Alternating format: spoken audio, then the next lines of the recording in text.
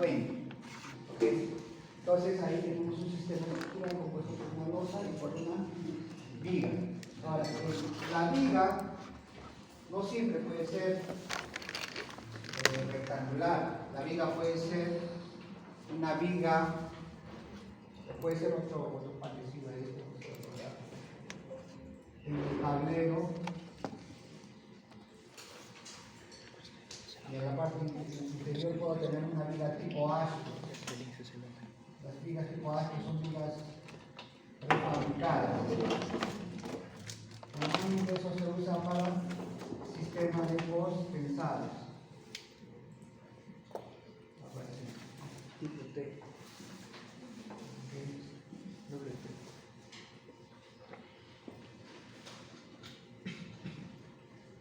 Ahora sí. Este se le llama vigas astro.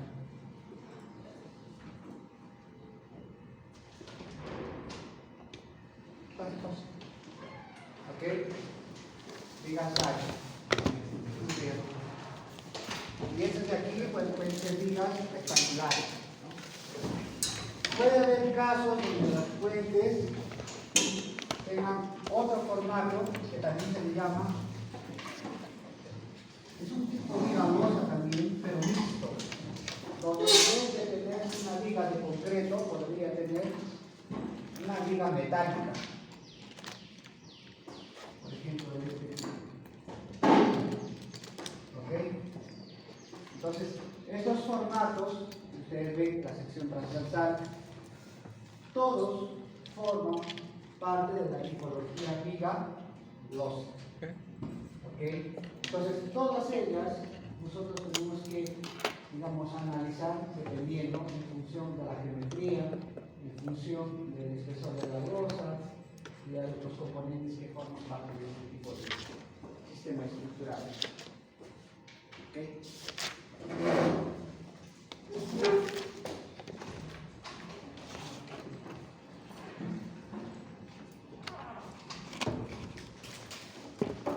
¿Qué más?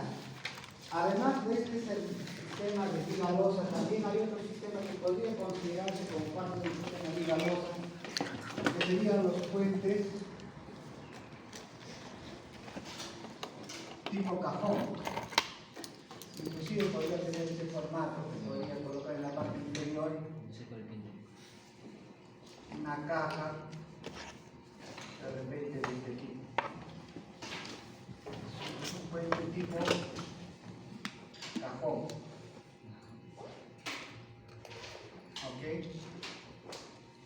Entonces, en todos esos nosotros podemos detectar, podemos visualizar que para nosotros analizar una determinada elemento, nosotros pues no lo analizamos como un todo. Normalmente para diseñar nosotros analizamos vigas internas y vigas externas. Entonces hacemos como un ancho tributario y nosotros nos preocupamos con una sección, por ejemplo esta parte interna, ¿okay? Y también podemos tener el análisis de una viga externa. Cada uno de ellos puede tener cargas diferentes, no siempre son iguales. Entonces, como se dan cuenta, en el puente losa también tiene una capacidad de la vereda y otro tipo de cargas, y el efecto de la carga móvil de repente puede ser menor o puede ser mayor, dependiendo de los espaciamientos entre vigas, ¿no? En el caso del sistema viga esto es similar, ¿no? Agarramos un ancho tributario en la losa y nosotros diseñamos toda esa parte, ¿no? Tanto interior como exterior. Y un sistema mixto también es lo mismo, ¿no? Trabajamos con la losa colaborante y su respectiva viga.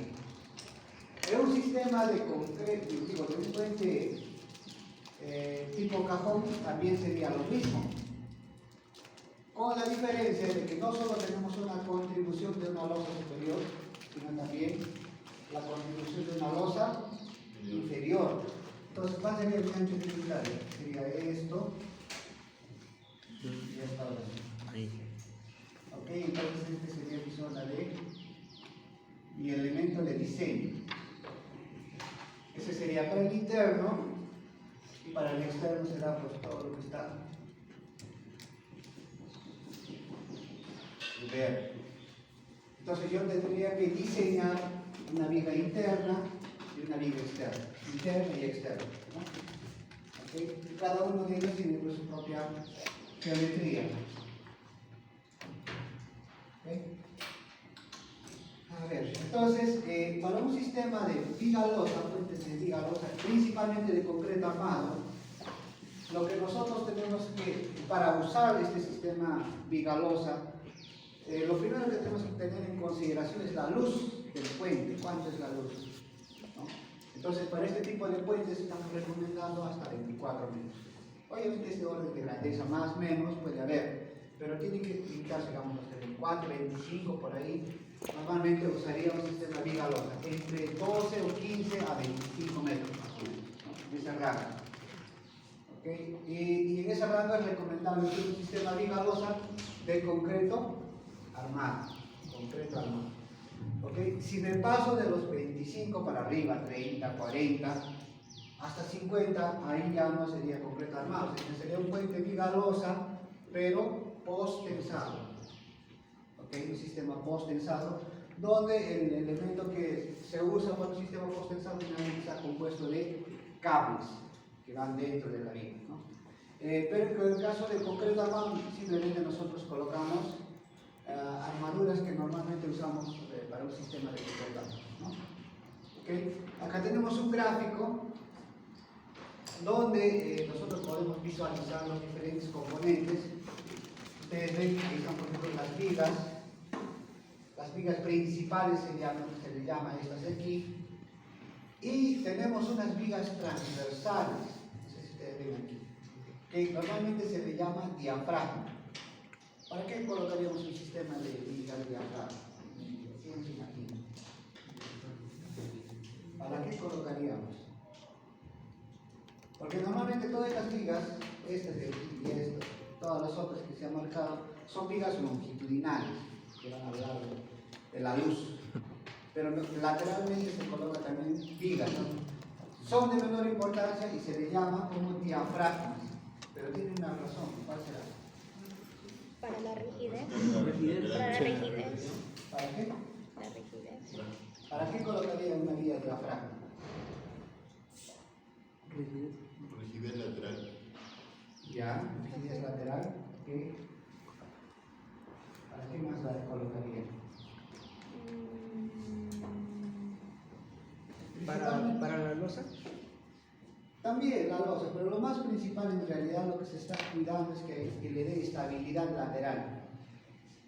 Como estas vigas son longitudinales y pueden tener ya 20 metros, no es poco, ¿no? Si ustedes se dan cuenta, eso debe tener ¿cuánto? 15 metros, ¿no?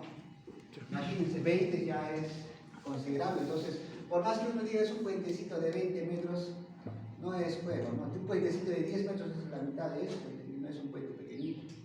Entonces, normalmente al ser una viga larga, puede tener problemas de estabilidad lateral. ¿Por qué? Porque estas viguitas normalmente tienen un ancho de 45 centímetros, 50 centímetros, no es mucho, ¿no?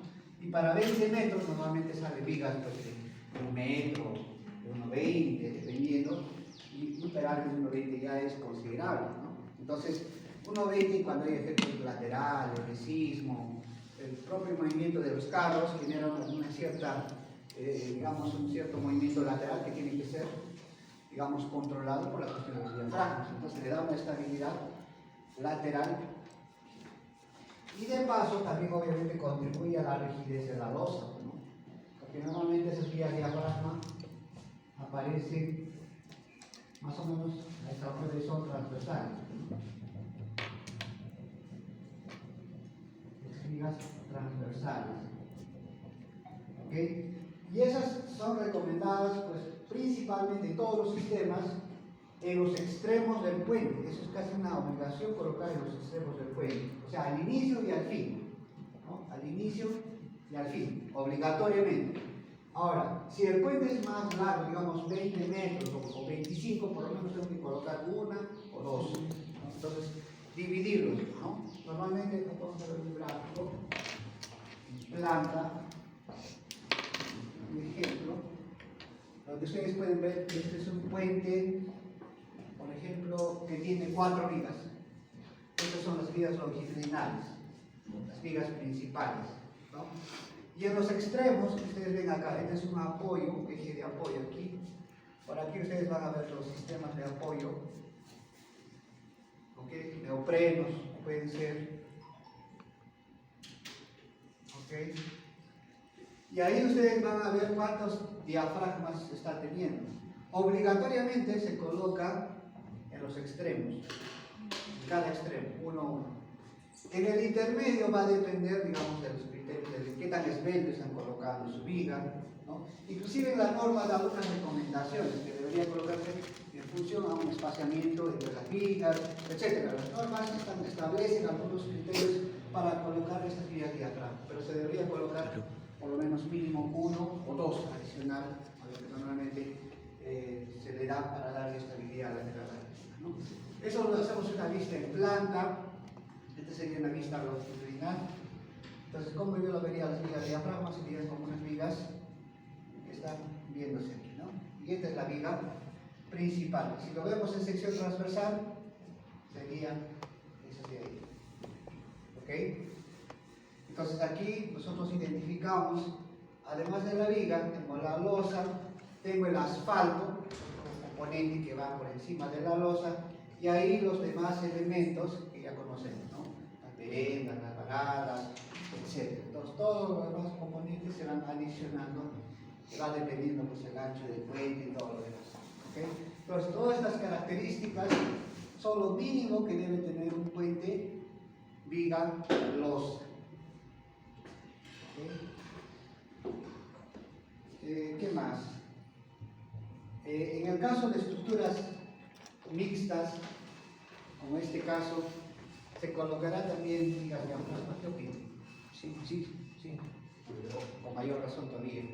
¿Por qué? Porque las viguitas son bastante esbeltas, ¿no? Si un puente losa normalmente se coloca 1 o 2 adicionales en el centro. En el caso de unas estructuras metálicas, se coloca cada 3 metros, cada 4 metros, dependiendo del cálculo, ¿no? Pero se coloca más pegadito. ¿Por qué? Porque es una viga bastante más esbelta y tiene el riesgo de tener problemas de estabilidad, pandeo, etc. Entonces, por tal motivo, se colocan diafragmas. Esos diafragmas pueden ser transversales en algunos casos, o en otros casos, también depende del diseñador, puede usar un diafragma de ese tipo. No sé si ustedes alguna vez se han fijado.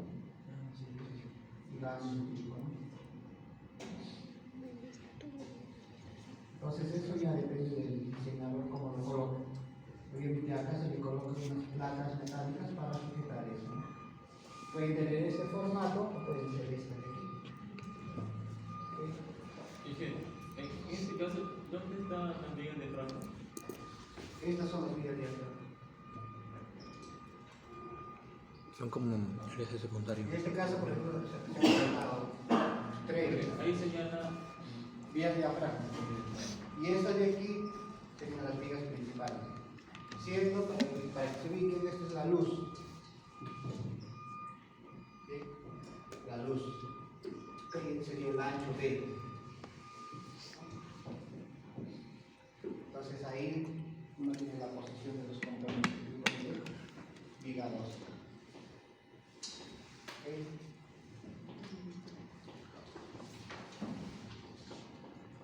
Bueno, en términos de diseño, también se sigue el mismo procedimiento, para... Es bastante similar en relación al metrado de cargas y todo lo demás. ¿Okay?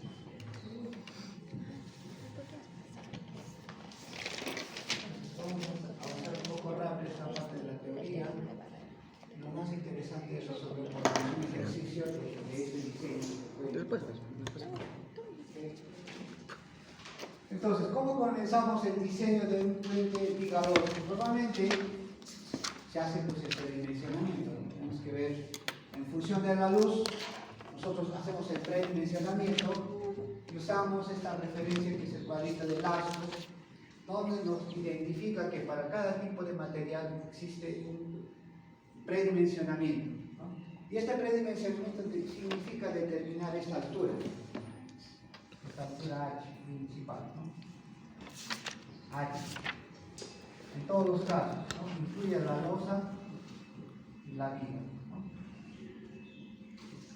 Si bien es cierto, bueno, no aplicaría para eso, porque eso tiene su propio sistema de predimensionamiento, es un sistema mixto, ¿no?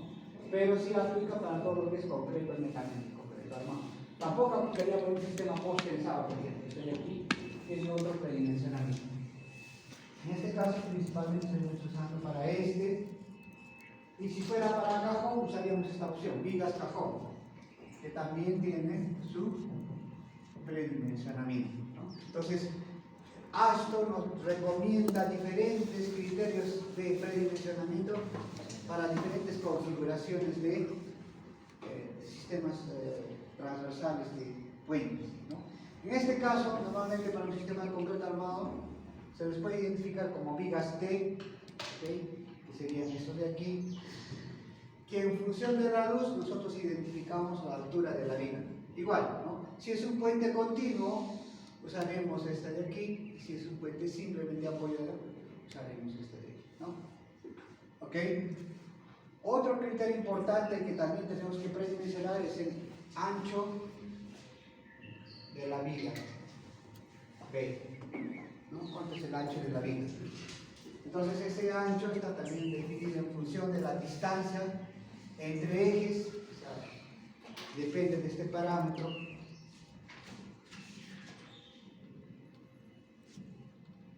Es una separación entre vigas. Y obviamente también nos interesa la luz del puente. Entonces estos dos nos recomiendan el ancho de la viga. Y con eso rápidamente nosotros podemos definir la sección transversal, la sección lateral. ¿Okay? Y seguidamente ya viene el grado de cargas, que ya sabemos cómo es, simplemente definir la geometría de la sección de las vigas y determinar los pesos propios del pavimento y la carga viga, ¿no? Es prácticamente la misma que estamos usando, el HL93 o el sistema estándar, con sus respectivas cargas de diseño, carriles de diseño. Y obviamente para determinar la carga móvil, finalmente hacemos la combinación 1.33 de la carga del camión más el carril de diseño. Aquí es donde nace la diferencia entre un puente losa. Aquí se usa normalmente un factor de distribución, G. ¿Okay? ¿Qué es ese factor de distribución? ¿Alguien ha leído ese material? ¿Alguien ha... Ese es un punto efectivo. No. ¿Alguien ha leído el material? ¿Alguien ha estado estudiando? Porque ese material yo lo recuerdo hace bastante tiempo en la red. ¿Alguien ha dado la molestia de haber leído por lo menos qué significa o alguien ha curioseado? Ah, a ver, ¿qué es ese G?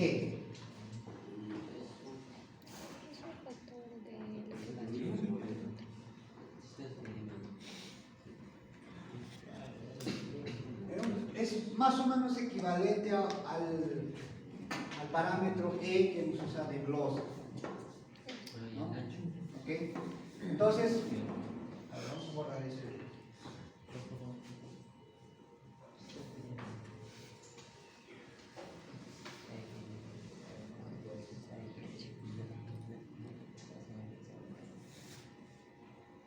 A ver, imaginémonos que nuestro puente es esta de aquí, el sistema que estamos mostrando. Y ahí yo coloco mi camión.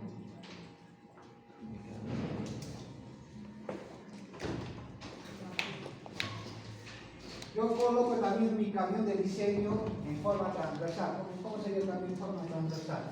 ¿Cuántos ejes tendría? Dos. Dos. Digamos que va aquí. ¿Okay? Tenemos un peso, otro peso. ¿Ok? Entonces, cuando nosotros hacemos el diseño de un puente vigalosa, nosotros tenemos que diseñar por viga. ¿Ok? Entonces, la pregunta es, la carga móvil que está circulando cada viga qué porcentaje absorbe. Porque no todos absorben igual. Si el carro está pegado a este lado, ¿quién va a cargar más? Este de aquí, pero ¿qué tanto? Ahora, si el carro está más o menos por aquí, o está por aquí, o está por aquí, ¿cómo sé o con cuál posición diseño yo mi camión? O digo mi viga.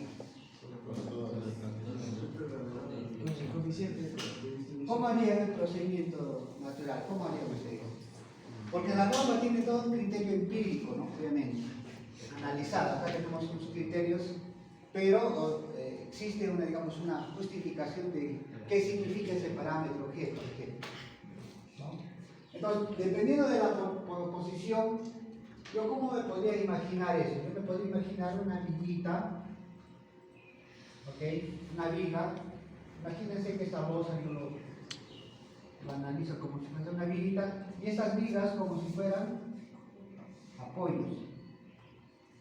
Pues ya lo convertí en sistema estructural que entiende. Entonces, ahí yo podría hacer inclusive caminar el carro transversalmente, y ese carro podría caminar a lo largo de toda esa sección, ¿no? Obviamente que en cada posición yo voy a tener una reacción. Puedo llamar reacción 1, reacción 2, reacción 3, etc. Voy a ver reacción, tiene reacción. ¿Ok? Entonces, el parámetro G significa que cada viga va a absorber, es igual a un porcentaje del peso total. Suponiendo que estos dos pesan, no sé, peso total, un PT. ¿Ok? Y esa de aquí también va a tener un porcentaje de PT. Y este de aquí va a tener un porcentaje del peso total. ¿Ok? ¿Se entiende? Entonces, no todas las vigas absorben la misma carga, va a depender de la posición. ¿Ok? Entonces, este porcentaje de esta carga total se le conoce como el parámetro G. Y ese parámetro G generalmente puede estar pues, entre 0.5 hasta eventualmente puede llegar al 100%. ¿Ok? Entonces, en un sistema de vigas, un sistema vigalosa, una de las características es, primero, a través de líneas de influencia, yo calculo el momento, la cortante. Y esa carga que he obtenido, sea momento, cortante, reacción, lo que fuera, lo multiplico por G. Y ahí lo personalizo para cada viga. Lo mismo que hicimos para el puente losa. En vez de multiplicar por G, ¿qué hacíamos en el puente losa? Lo dividíamos entre E. En este caso lo multiplicamos por el parámetro G. Entonces, ¿qué estamos haciendo? Estamos personalizando para mi zona de diseño. En este caso para mi viga de diseño. En el caso del puente losa estamos, digamos, transformando la carga total para una franja equivalente que vemos.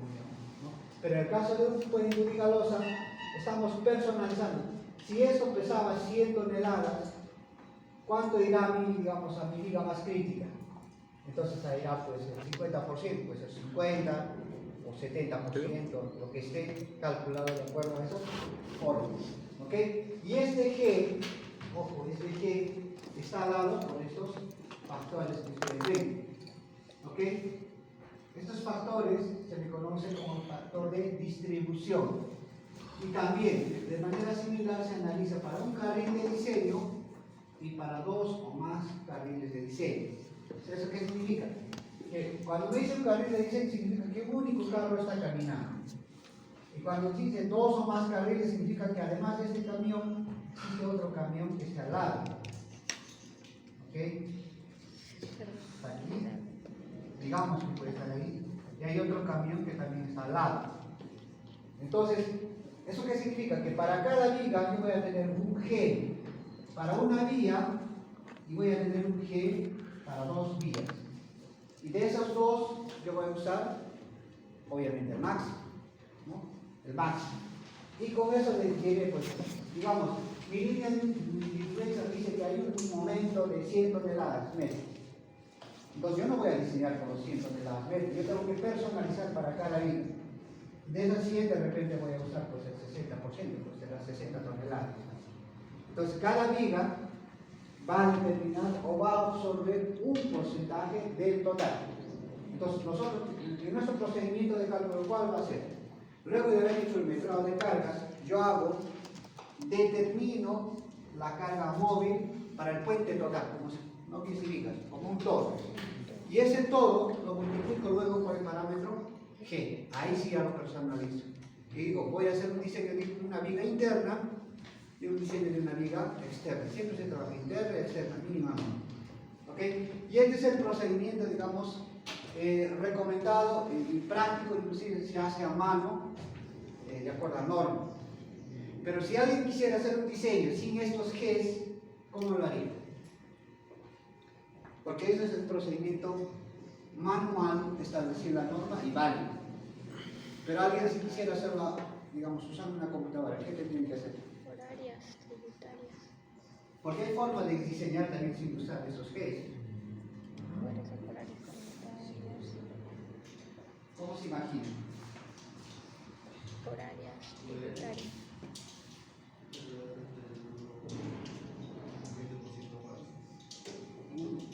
No, bueno, en realidad el otro procedimiento sería netamente computacional.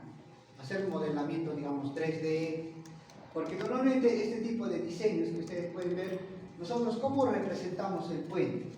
Siempre lo representamos por un conjunto de barras, de una manera simplificada, ¿no? Ese es el procedimiento básico y simple que usamos para diseñar.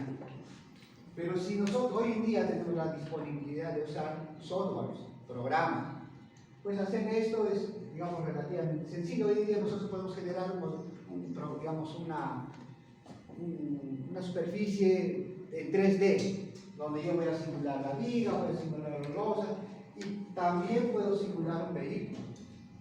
Entonces, el otro procedimiento es hacer un modelo refinado. Hoy en día los softwares nos permiten hacer. En este caso le preocupamos al programa le decíamos, mira, hazme caminar en este sentido y automáticamente te va a decir, mira, esta viga absorbe tanto, entonces el programa prácticamente te lo va a determinar, ¿no? Pero lo que nosotros acá queremos hacer es también usar esto de manera manual, establecer las normas que también tiene validez y también este mismo se podría comparar con un modelo numérico, por ejemplo, lo pueden modelar en CC Bridge o en cualquier otro programa que ustedes conozcan, se puede hacer, en SAP también se puede hacer.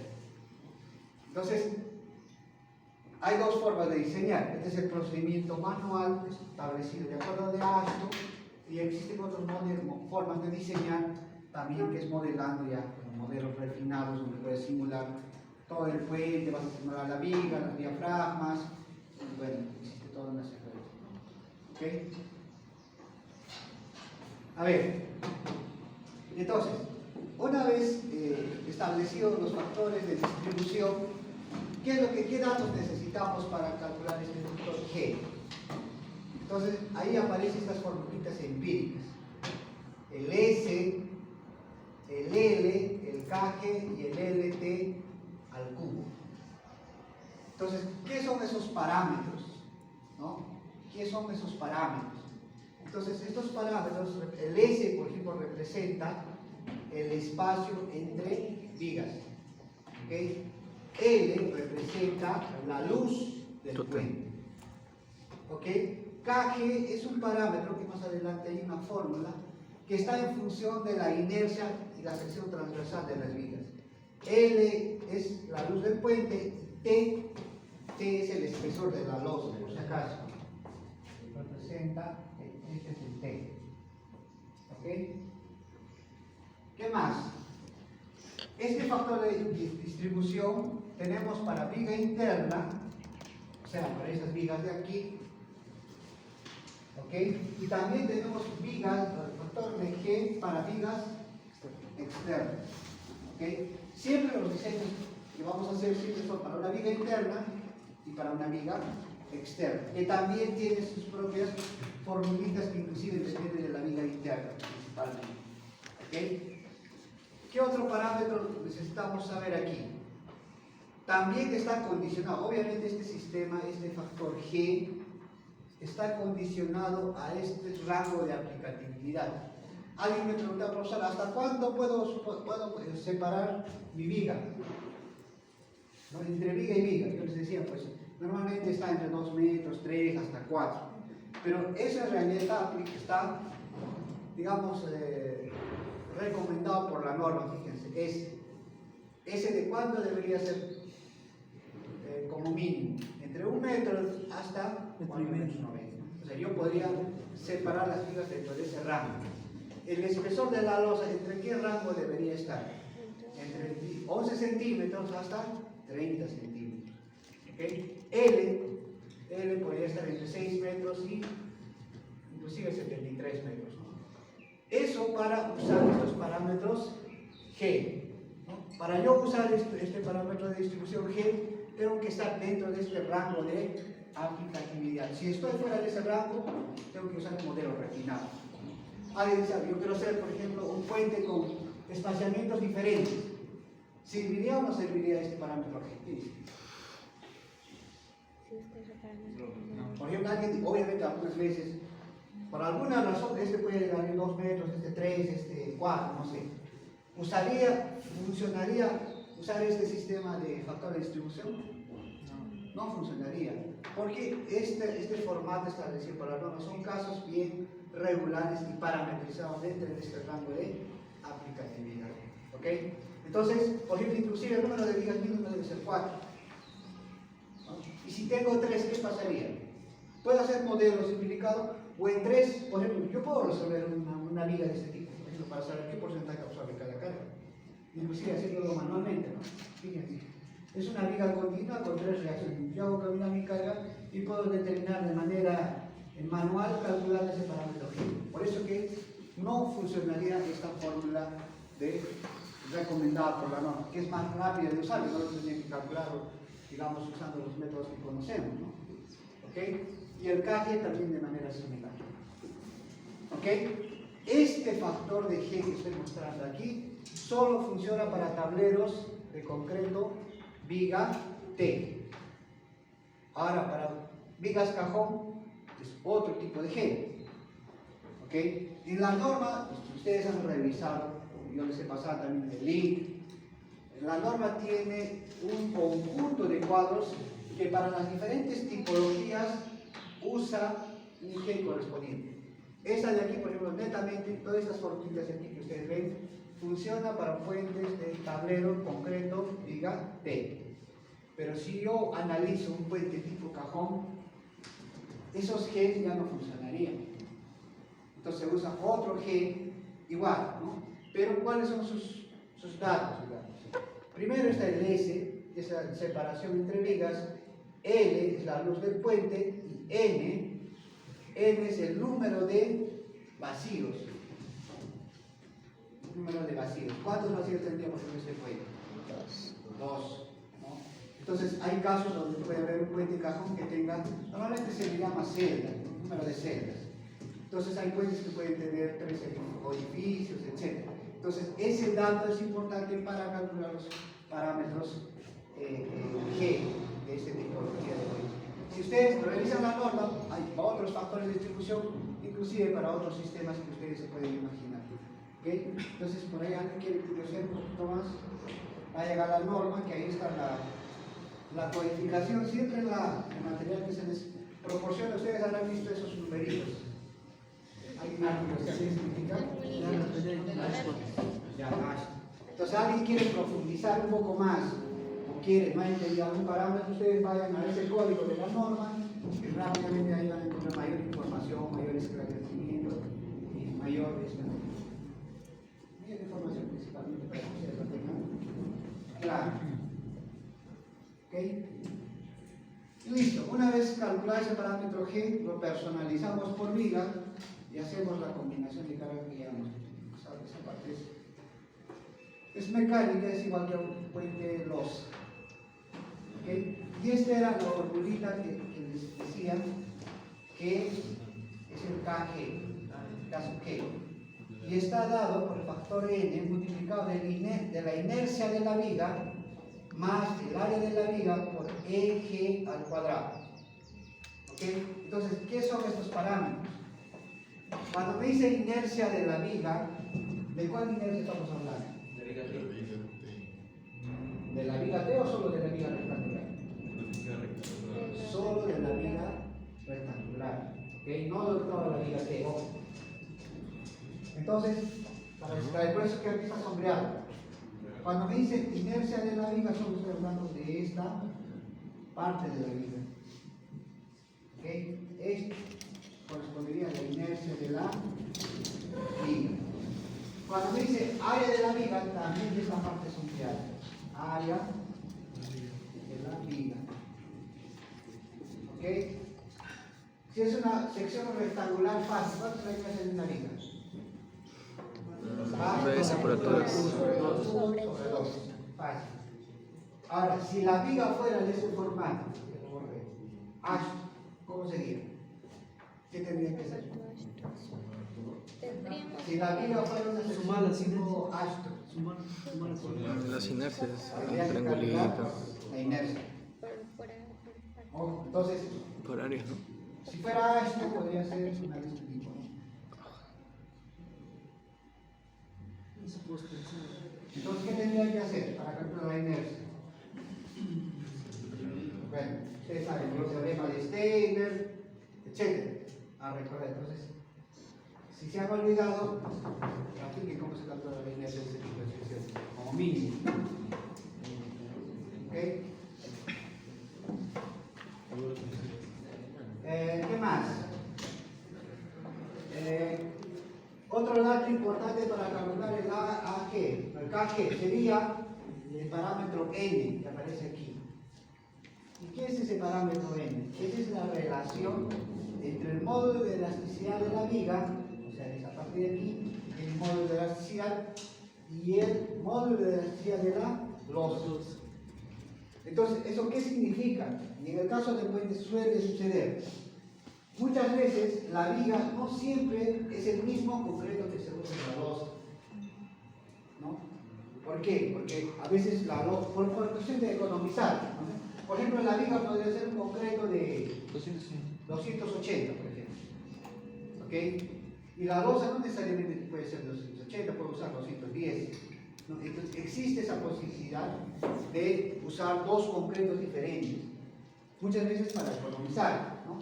Entonces, eso en el cálculo también se lleva en cuenta. Obviamente, si ambos son del mismo concreto, ¿n cuánto va a ser? 1. Pero si son de concretos diferentes, van a ser, va a haber n diferente de 1, ¿cierto? Sí. Entonces, el E, si alguien se recuerda, ¿a qué es igual el E de un concreto? ¿A cuánto es el E de un concreto? 15.000 por la raíz cuadrada de la Ah, bueno, ahí en el fondo, FC. recuerda la norma. Las que de repente vamos a usar, esa, depende de del eje primo. ¿Ok? Entonces, el modo que ustedes se dan cuenta que depende de qué parámetro. Depende del concreto. Por eso nos decía que si la viga y la losa tienen el mismo eje prima, n va a ser 1. Pero si son diferentes, n va a ser un valor diferente de 1. ¿Ok? Y finalmente el otro parámetro es el E sub G. ¿Qué es el E sub G? Acá se ve. Es la distancia entre el centro de gravedad de la viga y el centro de gravedad de la losa. Ojo, centro de gravedad de la viga, Si es astro, aquí se centro de parece gravedad de la todo. viga y centro de gravedad de la losa. La distancia entre los es el parámetro E sub G. Ahora, nuevamente les pregunto, en una sección de ese tipo, ¿dónde está el centro de gravedad? Hay que No va a sacarlo. estar en la mitad, ¿no? De certeza. Hay que sacarlo. Entonces, ¿qué van a hacer ustedes? teorema de Steiner. Dentro de gravedad de la luz. Tienen que calcular los centros de gravedad. Entonces, conclusión. Lo que tienen que repasar es calcular centros de inercia, centros de gravedad de una sección cualquiera. ¿Okay? Eso lo han visto en segundo año, tercer año, no sé. Así que practiquen bastante eso. ¿Ok? Porque una vez calculado eso, pues es lo mismo, ¿no? Calculamos el E y reemplazamos en la formulita. Y ya tenemos el parámetro caso G. Y eso entra en las fórmulas de factor G.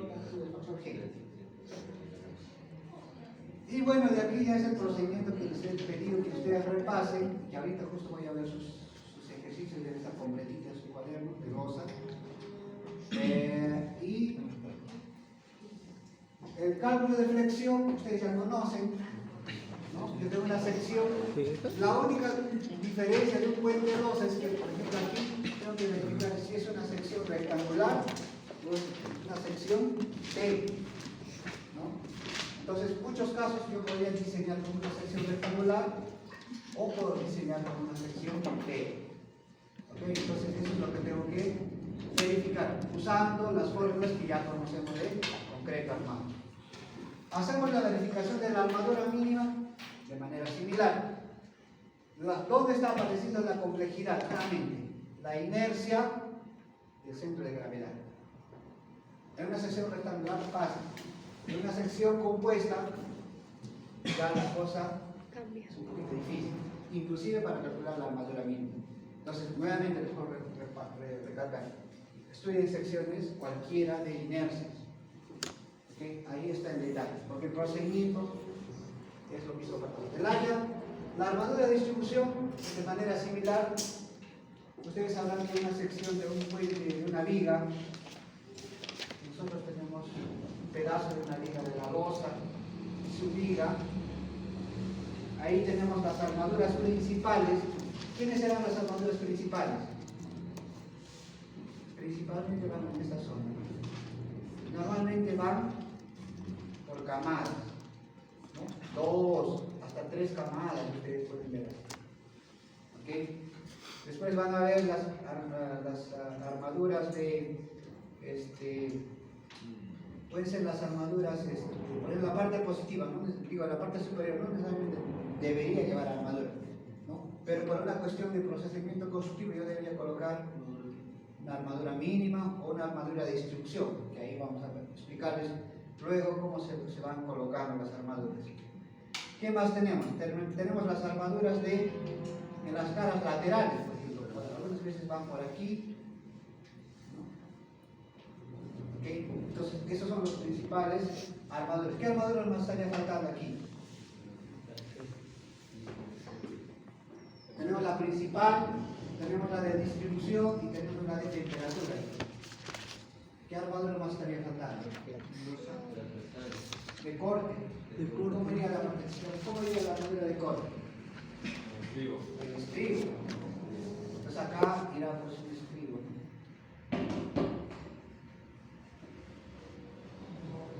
Ese es el elemento principal que deberíamos diseñar en un puente viga losa. ¿Okay? Una vez calculada la viga, ¿cuál es el siguiente procedimiento? Calcular la losa. Entonces la losa también tiene una armadura, ¿cierto? Entonces la losa, pues, ¿cómo sería el diseño? Se va a hacer bastante próximo a una losa que ya hemos hecho, digamos, acaba de tener su armadura. Obviamente las armaduras son de menor tamaño y bueno, ahí se van complementando, ¿no? Pero lo que nos interesa al principio es diseñar la viga longitudinal. ¿Ok? Y con eso determinamos las diferentes armaduras de acuerdo al procedimiento que está aquí en esa secuencia de cálculos. ¿Ok? ¿Qué más? Bueno, hacemos la verificación de estado límite de servicio. ¿Okay? La fisuración. ¿Okay? Entonces, en el caso de la verificación por fisuración, ahí también nuevamente aparece el problema de que es una viga T, no es una viga rectangular. Entonces ahí ustedes tienen que analizar si el centro de gravedad donde se está comprimiendo llega en el alma, llega en la losa o está en el alma, ¿no? Si está en la losa, ¿qué comportamiento va a tener? Una viga. Si el centro o el eje neutro, si el eje neutro cae en la losa, ¿qué tipo de comportamiento tiene la viga?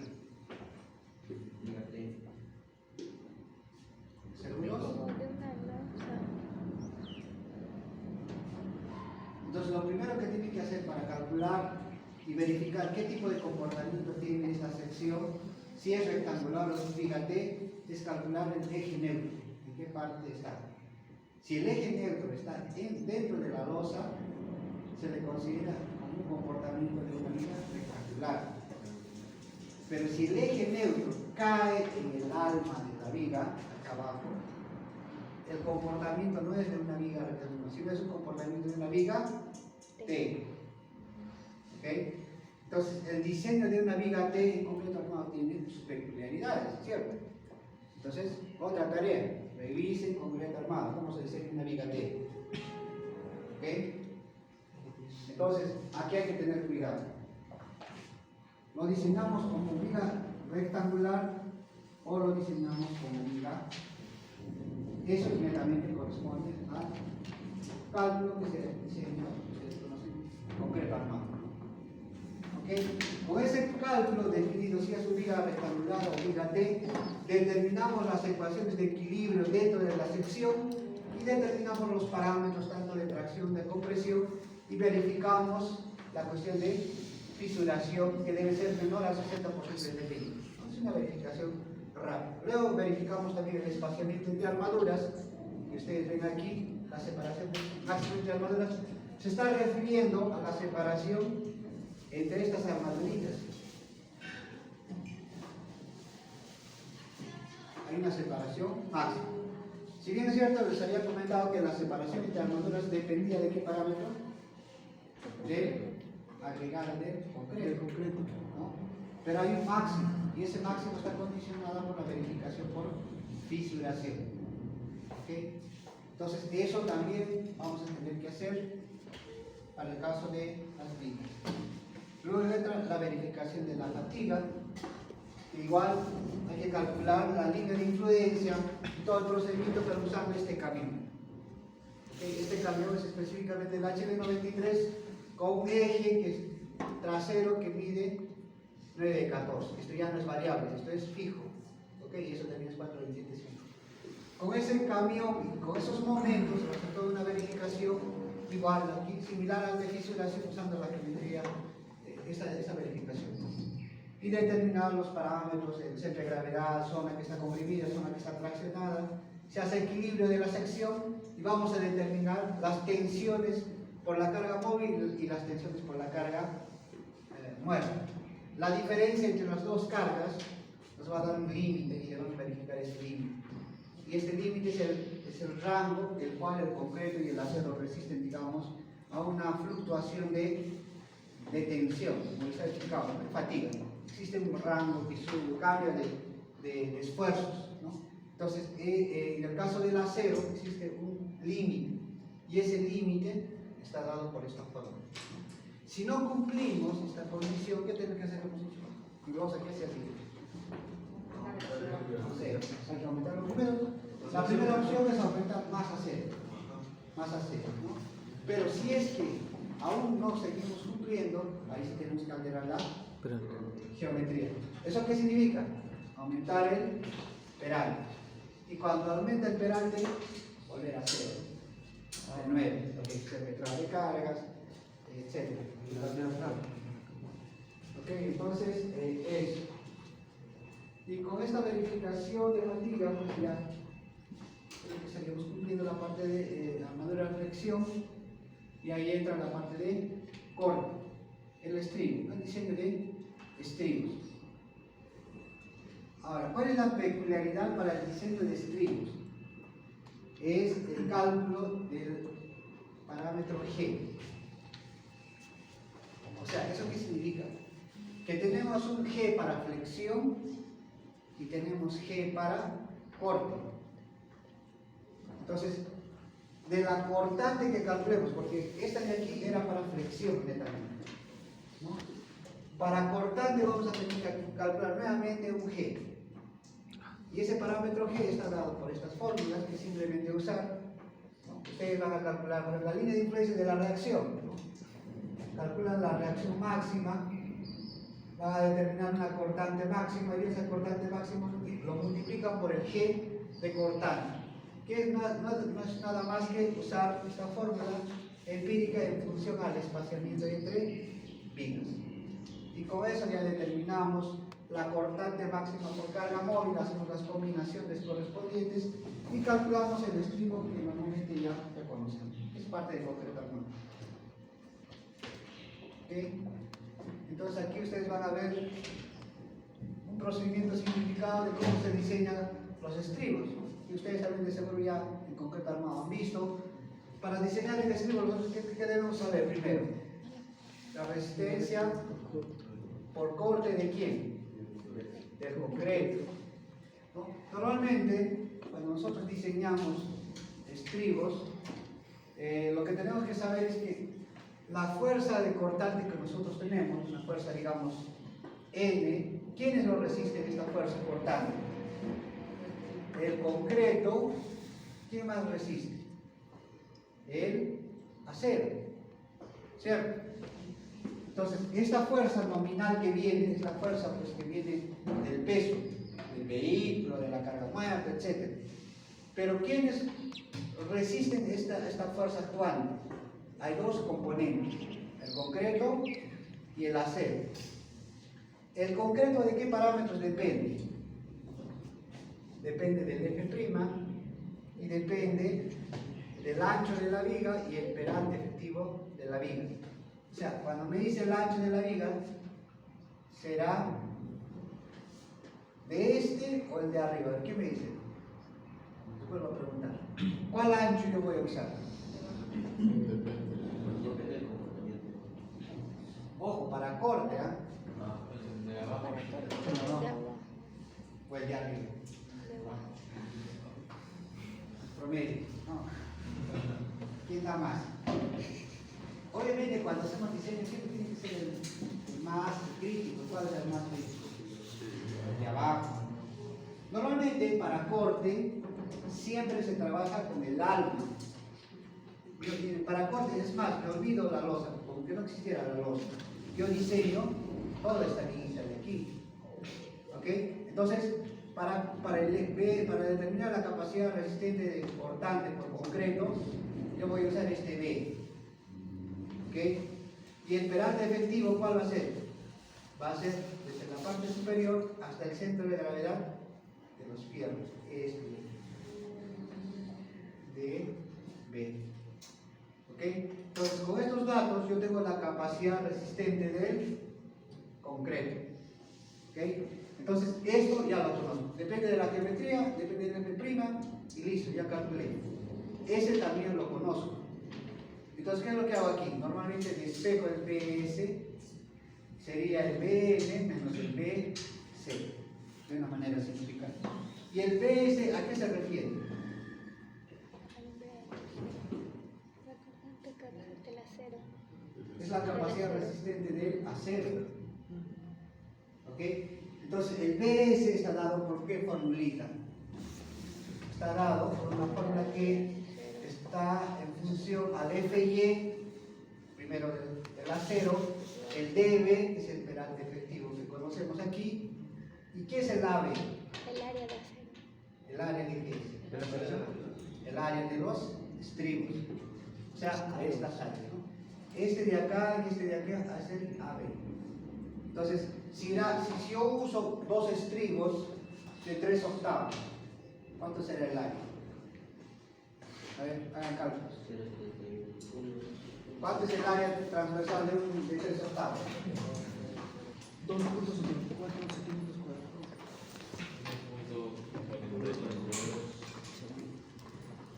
Okay. Normalmente un estribo de 3 octavos tiene 0.71. ¿Okay? Entonces, ojo, el A que coloquen aquí es el área total de estribos. Y en el caso de puentes, no siempre se usa solo dos ramas, como se dice. Sino hay casos donde el puente puede requerir varios estribos. Entonces, ¿cómo sería el AVE? La suma de las áreas en función a la cortante. Puede ser el caso que este es un caso simplificado, pues puede haber la necesidad de colocar algún estribo adicional de repente al medio. Suele suceder en estructuras de mayor tamaño, puede aparecer otros estribos aquí más. Entonces, ¿cuánto será el AB ahí si yo tengo más tramos? Digamos el número total. Por ejemplo, en este caso cuando serían 4, ¿no? 1, 2, 3, 4. Entonces el AB sería 4 veces el área del estribo que estoy usando. En el caso de puentes, normalmente los estribos son de medio, 5/8. Hay estribos hasta de 3/4. Más. Imagínense un estribo de 3/4. 3/8, no, ya no hay. Casi no hay, salvo que sea un puentecito de 7 metros, ahí sí. O en alcantarillas, estructuras pequeñas, ¿no? Pero ya puentes de 10 metros, así, generalmente de medio. Y a medida que el puente va creciendo, es más grande, ahí usas los estribos de 5/8, 3/4, etc. Entonces, eso hay que llevar en consideración. El número de secciones que contribuyen a la cortante. ¿Qué más? El S, ¿qué es el S entonces? El S minúscula, la separación entre estribos. ¿Ok? Entonces, al despejar esta fórmula de aquí, ¿yo qué es lo que voy a determinar? Voy a determinar el AB y el S. ¿Ok? Vamos a determinar cuántos estribos van a ir y a qué espaciamiento. ¿Ok? Con esos datos, nosotros vamos a definir finalmente la armadura de Coral. Y con eso termina Matutinas, para mañana.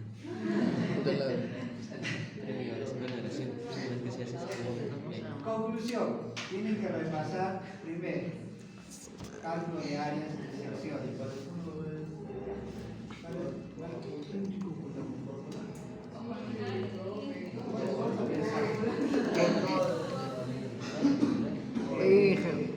Entonces, primera recomendación, vuelvo a recalcar, cálculo de áreas con desechos de gravedad.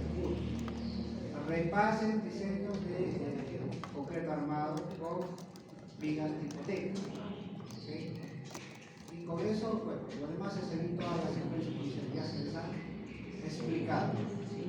Y otro detalle importantísimo en puentes, que normalmente en edificaciones casi no le da importancia, no es necesario, porque ya digamos, es más fácil de construir. Pero en el caso de puentes, como hay cantidad de fierro que se coloca en la zona donde hay máximos momentos, etc., se debe cumplir ciertos requisitos de espaciamientos entre fierros. Entonces, no es que a mí me da la gana coloco 4 o 5 fierros abajo. Yo tengo que ver si en función al ancho que he escogido entra el número de fierros que yo quiero, y si no entra, tengo que aumentar una camada. Entonces, importantísimo es esta parte, el detallamiento de la armadura. Si por ejemplo en la parte inferior me salió 20 fierros de 40 centímetros, ¿entrará una camada? No entra, difícil, ¿no? ¿Por qué? Porque ahí lo que tengo que cuidar, ¿qué cosa es? La separación entre fierros, entre la cara externa. Y aquí hay unas recomendaciones de acuerdo a la bibliografía. Por ejemplo, nos dice que la separación entre cara y cara lateral debería ser 1.5 el diámetro del fierro. Eso yo tengo que cuidar en mi detallamiento. Si yo voy a usar por camadas, tengo que preocuparme también la separación entre caras verticales. Y de acuerdo a la recomendación de la bibliografía, yo debería colocar un dB, un ancho equivalente al diámetro del fierro que estoy usando. ¿Okay? Entonces, aquí hay que tener bastante cuidado en cuidar primero los recubrimientos, cuidar la separación entre los fierros longitudinales y, bueno, ver si el ancho mínimo cumple con el espaciamiento que nosotros estamos preestableciendo. Esto es importantísimo cuando hacemos detallamiento de planos. En el caso de puentes hay que detallar bastante. ¿Okay? Cosa que en edificaciones muchas veces pasa desapercibido, ¿no? En el caso de puentes, bastante con. Ok, eso es, señores. Con eso ya termina el diseño de las vigas internas. El procedimiento de las vigas externas es similar en realidad. Lo único que va a cambiar son los Gs. Lo que hemos calculado los Gs, si se han dado cuenta aquí, decía viga interna que los Gs son para viga interna, y para el caso de las vigas externas también existe otro G. Pero la secuencia de cálculo, la verificación de la viga externa es totalmente idéntica. ¿Ok? Entonces, en su trabajito tiene que estar bien bonito todo eso. La viga interna y la viga externa. Y esto sí tiene que estar bien a mano. Aquí no hay esto. Profe, ese gráfico lo podemos hacer en CAD. Para que todo detallado. Ah, bueno, los planitos que van a preparar, claro.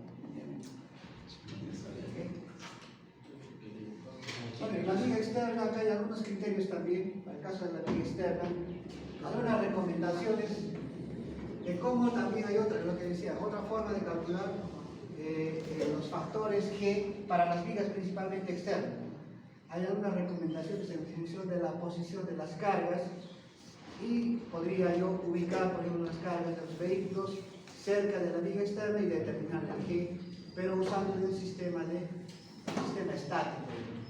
Es otra forma de calcular también los G. ¿Okay? Entonces ahí los pongo a modo de, ustedes puedan si desean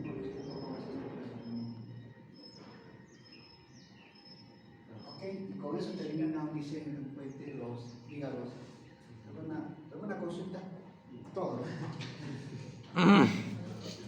Ejemplo. Eso, bueno, lo van a entender definitivamente con un ejercicio. Este sí lo vamos a desarrollar completo para que lo tengan claro. ¿Cómo dijo? Vamos a desarrollar completo para que quede claro. En concreto y todo. Imagino que sí. Bueno, en este caso vamos Doy a ver. completo, no, Vamos a comenzar porque entonces el G externo que viene el G interno. En función del tiempo, porque Sí. nos dedicamos solamente a dos años, no nos va a dar tiempo para hacer procesado. Ingeniero, en el caso de los constructivos, primero se hace la viga. Porque tiene otra. Depende, claro, obviamente la viga, ya no en un caso los dos. Los dos. Tienen diferentes. Bueno, si son diferentes, claro, O puede sea, ser yo digo dos que etapas. también es teoría. Pero en el caso, por ejemplo, la viga se diseña hasta a nivel de la losa, ¿no? Claro, para el diseño va como un todo, pero el procedimiento constructivo, ahí se puede, temporalmente se ve como una junta, pero eso es rápido. Estos puentecitos pequeños lo vacían generalmente el mismo día todo. Obviamente que para la viga lo pueden usar un concreto, ahí va a tener una mezcla especial. Cuando ya haya llegado al tope de la parte superior, y ahí le colocan la losa con otro concreto. Pero se hace generalmente todo. Pero en el caso de los sistemas ASTO, ahí sí hay una peculiaridad, porque las partes interiores no se vacían, ya están fabricados. Entonces eso se iza, ¿no? Viene una grúa y la viga lo lleva y lo pone encima de los estribos. Una vez posicionados las vigas, ahí le hacen el vaciado de la losa. Entonces ahí sí son dos etapas bien marcadas, pero cuando son concreto armado netamente, casi el vaciado es simultáneo, ¿no? Es in situ los dos. Pero cuando son sistemas, por ejemplo, vigas ASTO prefabricadas o post-tensadas generalmente, ahí sí, las vigas son fabricadas, puede ser, digamos, en el piso, ¿no? Y ahí los van llevando con grúas, etc. Entonces, ahí lo van armando. Ingeniero, lo que son las vigas ASTO son los de las post-tensadas, ¿verdad? Sí, post-tensadas generalmente. A ver, existen casos también de este formato rectangular que se pueden hacer post-tensados, no es una regla que tiene que ser de esa forma que les he mostrado. Esas de aquí también podrían ser post-tensadas, y hay casos que se los... Entonces, es cuestión del diseñador cómo lo escoge. Por ejemplo, las vigas ASTO generalmente lo fabrican pues, en una planta, ¿no? Y generalmente en ciudades grandes hay una planta rápida, ¿no? Pero si digamos es una zona alejada donde para transportarte una viga, ¿cuánto te va a costar? De repente más caro. Mejor Entonces, en obra. y probablemente ahí hacer un encofrado de una formita especial, ¿vale la pena? Probablemente no, ¿no? Entonces ahí es una cuestión del diseñador, dependiendo de dónde esté, en qué localización, cuál es el acceso que tiene a las plantas, escoge la sección. Puede ser esta, puede ser un puente cajón, puede ser una vigaje, etc. Entonces va variando. ¿Sí? Y cada uno de ellos tiene su propio procedimiento de construcción. Listo. Entonces, ¿qué razón? Me cansó de hablar. 10 para las 10.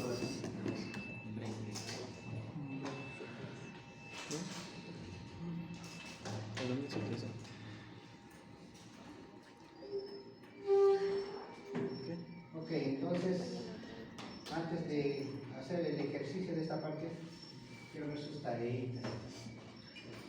¿Cuáles son las presentaciones?